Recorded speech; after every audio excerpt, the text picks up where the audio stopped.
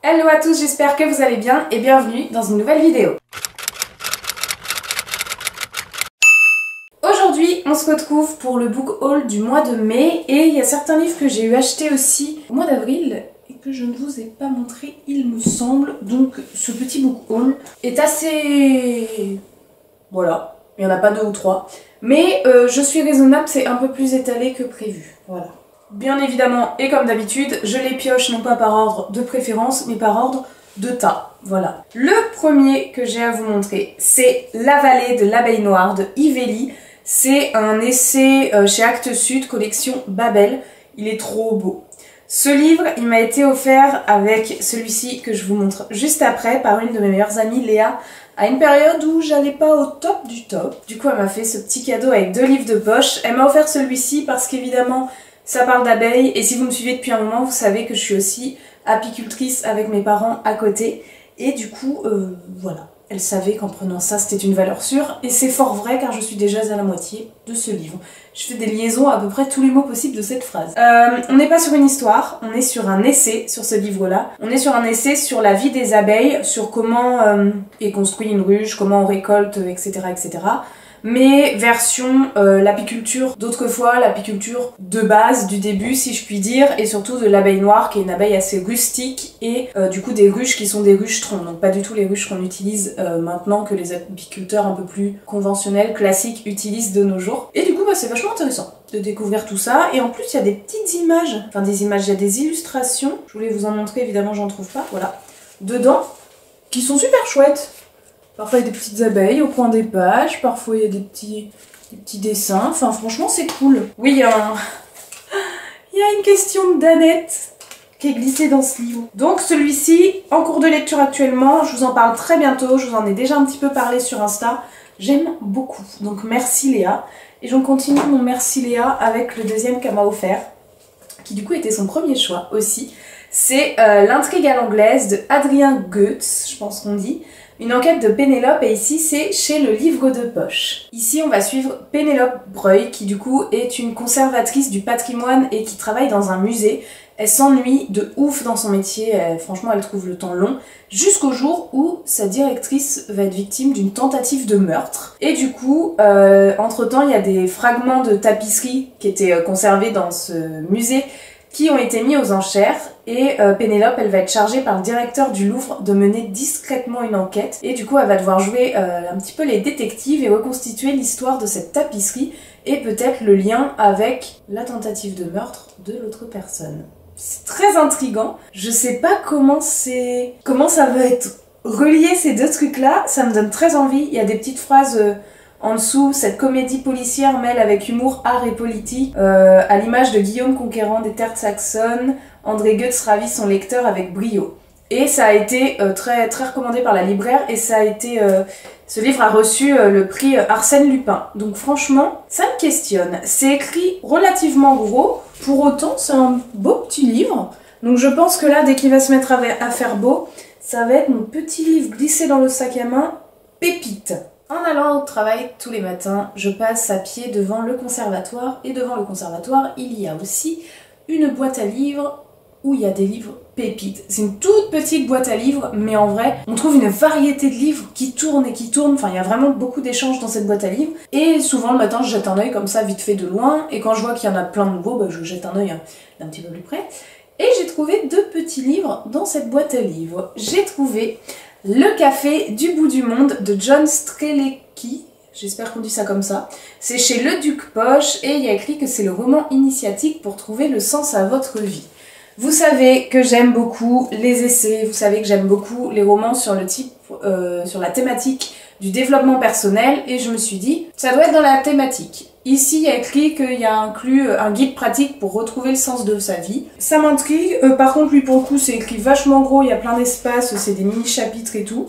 Donc je suis curieuse de savoir un petit peu ce qu'ils se disent, parce que en gros ça parle de comment fuir le stress au quotidien. On va suivre un personnage qui s'appelle John, bah du coup l'auteur je pense, qui décide de prendre la route pour quelques jours de vacances. Il est retardé par un accident et du coup il doit modifier son itinéraire et il remonte sur un autre, enfin il prend du coup un autre chemin inconnu qu'il n'avait pas du tout prévu et sur lequel il va se perdre. du coup. À un moment, du coup, il est sur le point de manquer d'essence et il est affamé, et du coup, il tombe sur un café qui sort au milieu de nulle part, comme ça, et où il va faire la connaissance de 3 personnes qui vont l'inviter à réfléchir sur sa vie. Ça me fait penser un petit peu au livre de l'auteur Laurent Gounel, je sais pas si vous le connaissez. J'ai lu L'homme qui voulait être heureux de Laurent Gounel, voilà, j'ai réfléchi, je retrouvais plus le nom du livre, que j'ai adoré. C'est pareil, on suivait un homme, tu sais, ça commence un petit peu comme un roman lambda où il va se passer une petite aventure et tout, et il rencontre des personnages au fur et à mesure, il vit des expériences au fur et à mesure de son récit.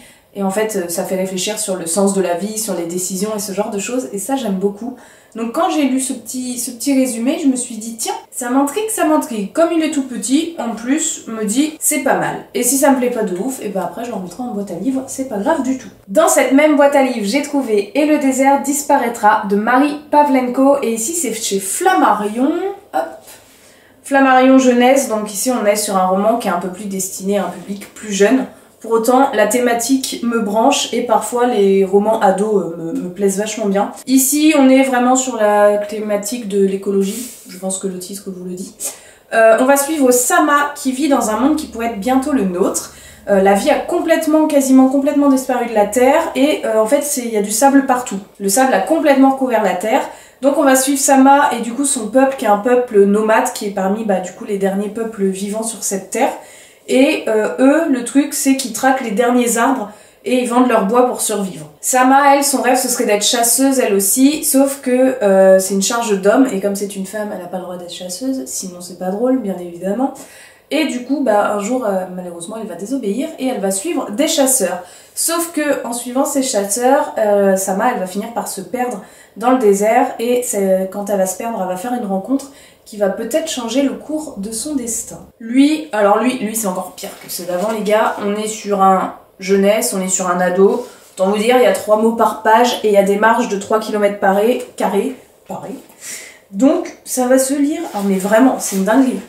Celui-là pour le coup ça va se sécher ultra vite, je pense que je vais le mettre dans mes prochaines lectures parce que je vais pouvoir le poncer. Ah oui, petite réception d'une autrice qui vient pas de se lancer, mais qui vient de lancer cette nouvelle série. J'ai reçu Someone Who Kissed Me de Julie Aliès, c'est son tome 1, qui est sur Down, je sais pas si on dit Down, je pense, et Sullivan. Par contre, il est ultra beau, très très joli. C'est la texture... Vous savez, il y a certains livres en auto-édition comme ça, imprimés sur Amazon, c'est cette texture-là. Je sais pas si ça va vous aider. Bref, ici on est sur un roman à 17 € pour le coup. Par contre, qui fait bien 415 pages. Donc on est sur un beau bébé quand même. On est sur de la romance contemporaine. J'ai pas du tout l'habitude de lire de la romance contemporaine. Et du coup, là c'était l'occasion, j'ai pris contact avec l'autrice pour essayer, pour me lancer, pour découvrir ça et pour en parler aussi sur les réseaux. Et pour moi, me lancer là-dedans. On va suivre ici une bande de potes, si je ne m'abuse, mais surtout Down de base, qui va revenir dans sa ville de naissance pour revoir des potes à elle, et qui va arriver le week-end où son premier amour, Sullivan, lui, va se marier. C'est le week-end du mariage de Sullivan avec sa nouvelle compagne, et eux, ils ont un peu fricoté autrefois, il y a eu un échange de bisous, machin, mais enfin bon, c'est pas forcément ultra bien passé, en tout cas, il n'en a rien découlé de spécifique. On va donc suivre Down, qui revient dans ce petit village voir ses amis et tout, et elle va se rendre compte que malgré elle, elle est impliquée dans une genre de comment on peut appeler ça, un plan machiavélique, c'est ce qu'elle décrit, pour foutre en l'air le mariage de Sullivan. Voilà, elle est pas du tout d'accord, elle voulait pas du tout être impliquée dans ce bourbier-là, pour autant elle est fourrée les 2 pieds dedans. Donc on va la suivre à travers toute cette petite histoire, pas petite parce qu'il est vraiment lourd dans ma main gauche. Il y a écrit que Down, elle pourrait enfin affronter ses regrets et redonner un sens à sa vie. Seulement les sentiments amoureux qu'elle croyait enfouis depuis longtemps refont surface, menaçant l'équilibre fragile qu'elle s'efforce de reconstruire. Et je suis très curieuse, parce que je me dis, c'est un tome 1. Alors est-ce qu'on va partir sur une série du type Campus ou ce genre de choses, où on va suivre une bande de potes et le tome 1 c'est sur ce couple-là et des persos qu'on va voir, est-ce que c'est eux qui feront le tome 2, tome 3 ? Est-ce qu'au contraire, on va rester sur ce couple phare et le tome 2, ce sera la suite avec eux ou l'avant de eux, j'en sais rien. Ça m'intrigue, vous voyez? C'est une question que je me pose jamais sur rien du tout, sur aucun livre, mais alors sur celui-ci, allez savoir pourquoi, ça m'intrigue. Et du coup, encore merci à Julie de me l'avoir envoyé et aussi de me l'avoir dédicacé. Ça, je suis trop contente. Les 1, 2, 3, 4, 5 livres que je vais vous montrer, je vais passer assez brièvement. Je les ai pris lorsque j'ai fait un petit tour à la grande braderie Emmaüs.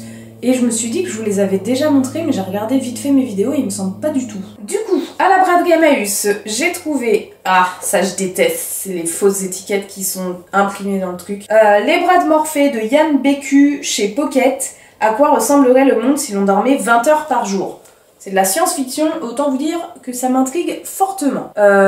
Il est en super état, celui-là j'ai dû le payer 1 € je crois. Ça me gave.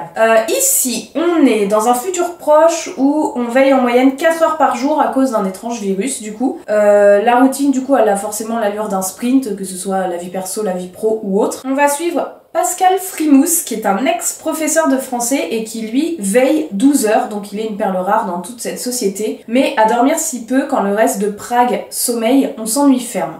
Du coup, on va le suivre et on va voir un petit peu comment il va passer le temps, et du coup, comment il va passer le temps, bah lui, il a rien trouvé de mieux que de voler le temps des autres, devenu leur bien le plus précieux. C'est très intriguant parce que je me dis comment il peut voler le temps des autres. Est-ce que c'est quelqu'un qui va genre faire plein de petites crasses pour que les autres galèrent alors qu'il y a que 4 heures, 3 heures de réveil, 4 heures dans la journée. Je sais pas trop comment ça va être tourné, je sais pas trop ce qui va en être dit, mais ça m'intrigue. Et comme c'était la braderie Emmaüs, les livres ils coûtaient genre 50 centimes, 1 €, ce genre de choses. Je vous en ai parlé tout à l'heure et j'en ai trouvé un. Laurent Gounel, extrêmement jauni, celui-ci a du vécu. Et c'est Le philosophe qui n'était pas sage, édition Pocket, celui-ci je ne l'ai pas lu. Ici, dans Le philosophe qui n'était pas sage, on va suivre deux destins qui s'affrontent, deux conceptions de la vie que tout oppose. On est dans une forêt tropicale, devant une hutte on va suivre Elianta, qui regarde Sandro qui s'avance. Donc je pense que ça doit être les deux protagonistes que l'on va suivre et que tout oppose. Il est dit que par rapport à cette tribu, Sandro il est vu comme celui qui veut détruire secrètement la paix et la sérénité de la tribu. Et dans l'autre sens, on va suivre Elianta qui elle sent monter la colère et la détermination et elle est vouée à vouloir protéger cette tribu de cet homme un petit peu bizarre qui vient mettre les pieds ici. Ça m'intrigue, je dis ça à tous les livres, parce que tous les livres m'intriguent, sinon je ne les achèterai pas. Généralement, Gounel, j'aime bien. Ça se lit assez bien, même très très bien. Un peu peur qu'il y ait des longueurs. À voir, surprise. Ensuite, j'ai fait une folie un peu farfelue. Vous savez que j'aime bien, enfin si vous me suivez depuis un petit moment, la saga des filles de la villa aux étoffes. C'est une saga que j'aime bien lire, pour le coup pas en été, plutôt en automne ou en hiver, enfin genre quand on se met au chaud et tout. Et j'ai trouvé une autre saga qui me donnait très envie, mais j'avais pas du tout envie de les acheter neufs parce que quand j'ai vu le nombre qu'il y avait et que j'avais déjà pas fini la villa aux étoffes, je me suis dit je vais attendre. Donc pour 50 centimes, j'ai trouvé la saga des Casalettes, été anglais, de Elizabeth Jane Howard. Éblouissant et addictif, oui ça on l'a toujours vendu comme ça. Et ce tome 1 je l'ai trouvé du coup édition Folio. C'est écrit Rikiki Pousse Pousse, on est sur des espèces de trucs de 600 pages. Mais à ce qui paraît c'est dinguissime et ça me donne très envie. Je vais pas lire le résumé, je pense qu'il y en a beaucoup, enfin ça a beaucoup été parlé sur YouTube et tout. Et j'ai pas envie pour le moment de me lancer là-dedans parce que je veux finir la villa aux étoffes. Pour autant, pour 50 centimes, je me suis pas fait prier quoi. Je me suis dit au moins je les aurai pour quand je voudrais. Et j'en ai trouvé deux autres. Donc là on a le tome 1 en poche. Mais j'ai aussi trouvé le tome 4 en grand format. Les grands formats je les trouve sublimissimes. Enfin, celui-là il est un peu fatigué, on va pas se leurrer. Les deux d'ailleurs. Mais je les trouve vraiment très très beaux, les grands formats. Donc j'ai le 1, le 4, il manque le 2 et le 3, et le 5, en grand format. Donc, si vraiment je surkiffe ce tome 1, que je trouve que c'est une dinguerie, machin et tout, j'achèterai le 2 d'occasion en grand format. Parce que vraiment, en grand format, je les trouve beaux de chez Archibo. Archibald, Archibo. Si je le trouve moyen, 1 €, 1,50 €, je les fous en boîte à livres. C'est cadeau, voilà. Mais je me suis dit, si j'aime vraiment et que je les veux, c'est le moment quoi. 1 €, je vais pas... Surtout qu'ils sont sacrément lourds, eux aussi. On est toujours sur 500 pages. Hein. 500 pages et c'est au prix de 24 € autrement, en neuf. Donc de 24 à 1, mon choix est fait. Mon sac est fait. Donc, la saga des Casalettes, que je ne veux pas lire le résumé et que je ne vais pas attaquer maintenant, mais que j'ai acheté. Voilà tout le monde, j'espère que ce petit book haul vous aura plu. N'hésitez pas à me dire vous en commentaire s'il y a certains livres que vous avez dans votre pile à lire ou dans votre bibliothèque ou que vous avez déjà lu. Dites-moi par lequel je dois commencer une fois que j'aurai terminé mon livre sur les Zaza, parce que j'annonce c'est celui-là que je vais continuer cet après-midi. N'hésitez pas à mettre un j'aime, à me donner vos avis, vos suggestions, à me suivre sur Instagram. Moi je vous fais plein de bisous, je vous souhaite joyeux Noël, bonne fête des mères, bonne fête des pères, bonne fête des grands-mères et à très bientôt pour une prochaine vidéo. Ciao!